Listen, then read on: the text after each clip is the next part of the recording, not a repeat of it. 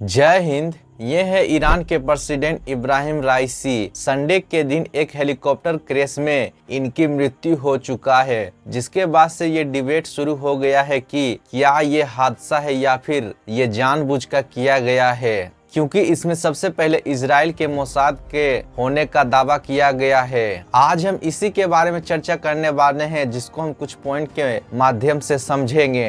आप बस वीडियो के अंत तक बने रहिए और वीडियो को लाइक करके चैनल को सब्सक्राइब जरूर कर लीजिएगा।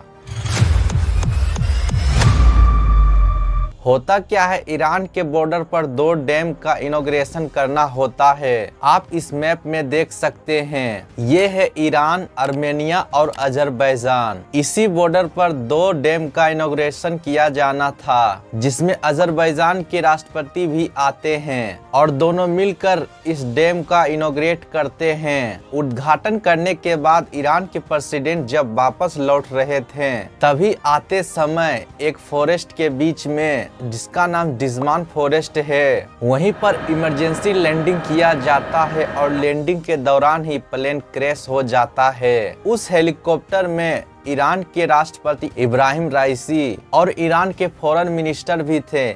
इसके अलावा और कई सारे सोल्जर और सिक्योरिटी गार्ड भी थे। उन सभी का मृत्यु हो चुका है, क्योंकि हेलीकॉप्टर पूरी तरह से जल गया है। ये रहा वो हेलीकॉप्टर जिसका नाम बेल 212 है, जिसे अमेरिका के द्वारा विकसित किया गया था। बाद में इसे कनाडा के द्वारा बनाया जाने लगा था। ये बहुत ही पुराना हेलीकॉप्टर था। इस हेलीकॉप्टर का इस्तेमाल ईरान गवर्नमेंट ऑफिसर के ट्रांसपोर्टेशन में इस्तेमाल किया करते थे। सितंबर 2023 में भी इसी तरह का हेलीकॉप्टर क्रैश हुआ था। अब थोड़ा ईरान के प्रेसिडेंट के बारे में जान लेते हैं। ईरान में सबसे बड़ा, सबसे ताकतवर जो ईरान को कंट्रोल करता है, उसे सुप्रीम लीडर कहा जाता है। उसके बाद आता है प्रेसिडेंट। ये जो ईरान के प्रेसिडेंट थे इब्राहिम राइसी, ये बताया जा रहा है कि ये आगे चलकर सुप्रीम लीडर बनने वाले थे। ईरान का जो सुप्रीम लीडर है, उनका कहना है कि इब्राहिम राइसी के मृत्यु के बाद भी देश जैसे चल रहा था वैसे ही चलेगा, इसमें कोई भी डिस्टरबेंस नहीं होगा। इस इंसिडेंस के बाद कई सारे देश ने एक स्टेटमेंट जारी किया, जिसमें उन्होंने बताया कि इस डिफिकल्ट समय में हम ईरान के साथ में हैं। आप ये हमारे देश के पीएम नरेंद्र मोदी जी का ट्वीट देख सकते हैं। अब चलिए समझते हैं कि ये एक हादसा था या जानबूझकर किया गया है। ऐसा इसलिए क्योंकि आप सबको तो पता ही होगा कि इजराइल फलस्तीन वार के वजह से पूरे मिडिल ईस्ट में किस तरह का कॉन्फ्लिक्ट स्टार्ट हो गया है।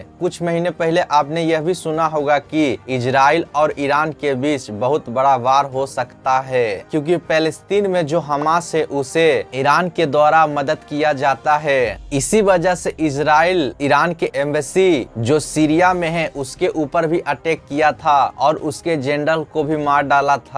उसके बाद ईरान ने भी इजराइल के ऊपर ड्रोन से अटैक किया था। इसके अलावा यह भी बताया जा रहा है कि ईरान के अंदर खुद इंटरनली इशू के कारण भी यह हादसा हुआ है, क्योंकि इब्राहिम राइसी ने कुछ ऐसे भी डिसीजन लिए थे जिससे ईरान के रहने वाले कुछ लोगों को भी यह पसंद नहीं आया था। इसके अलावा सबसे बड़ा कारण यह भी बताया जा रहा है कि हेलीकॉप्टर के वजह से ही यह घटना हुआ है। अनुमान यह लगाया जा रहा है कि हेलीकॉप्टर में किसी टेक्निकल इश्यू के कारण ये हादसा हुआ होगा, और ये कुछ हद तक ठीक भी लगता है, क्योंकि यूएस द्वारा ईरान पर लगाए गए प्रतिबंध के वजह से जितने भी एयरक्राफ्ट का इस्तेमाल ईरान कर रहा है वो बहुत ही आउटडेटेड है। 1979 में ईरान में जब रेवोल्यूशन हुआ था, उसके बाद से ही यूएस, यूरोपीय यूनियन के द्वारा ईरान पर सेंक्शन लगाए गए थे, और प्रतिबंध के वजह से आज भी ईरान 1979 से बने पहले एयरक्राफ्ट का इस्तेमाल कर रहे हैं, जिसके वजह से यह घटना घटा। लेकिन अभी तो यह फुल प्रूफ नहीं किया गया है। आई होप कि आप इस वीडियो को अच्छे से समझ गए होंगे। वीडियो पसंद आया होगा तो वीडियो को लाइक करके चैनल को सब्सक्राइब जरूर कर लीजिएगा। जय हिंद।